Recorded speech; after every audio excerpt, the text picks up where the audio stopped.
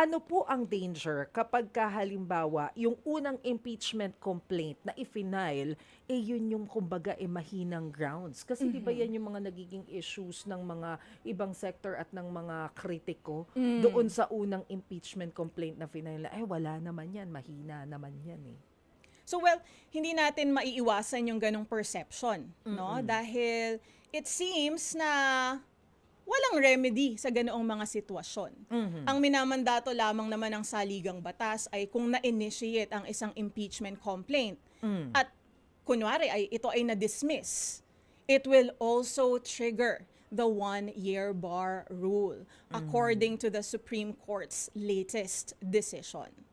So, yung one-year bar rule na yan, either magre-recon yung one-year period first kapag na-dismiss kung partially acted upon. Kung hindi mo inaktuhan, ayan, nirefer mo pero hindi inaktuhan, magti-trigger na rin po yung prohibition ng 1 taon. At kung ma-violate mo yung fundamental rights ng respondent, which ousts the House or Senate of its jurisdiction, gugulong din po yung one-year bar rule. Okay, malinaw yan, attorney. Pero natatandaan ko rin po kasi doon sa impeachment case na isinampa kay Vice President Sara Duterte before, yung mga impeachment cases niya pinagsama-sama, kinonsolidate. I understand decision naman po yan. Ano ba, Committee on Justice po ba ang nagde-decision nun kung i-consolidate? Bakit po nangyayari itong mga consolidation na to? Ano po yung wisdom? Bakit pinagsasama-sama tong impeachment? And if that's the case, ba't sila nag-uunahan ng pagpa-file? Pagsasama-samahin din naman pala. Alam mo na. Diba? Oh. Yeah, magandang tanong yun, no? The wisdom of consolidating these impeachment complaints, makakasiguro tayo na mas malakas yung mga allegations, di ba?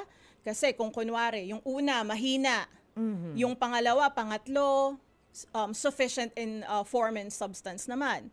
Then if we will consolidate that, malaki ang tsansa na maitransmit ito sa Senate for trial. And maiiwasan din yung minsan kasi ay nasi-circumvent, naaabuso itong one-year bar rule nga. Kaya yung perception ng ibang tao, di ba, na baka final ang isang mahinang impeachment complaint laban sa isang impeachable official para ma-circumvent or para gumana yung one-year bar rule. Hindi siya ma-impeach sa taon na yon.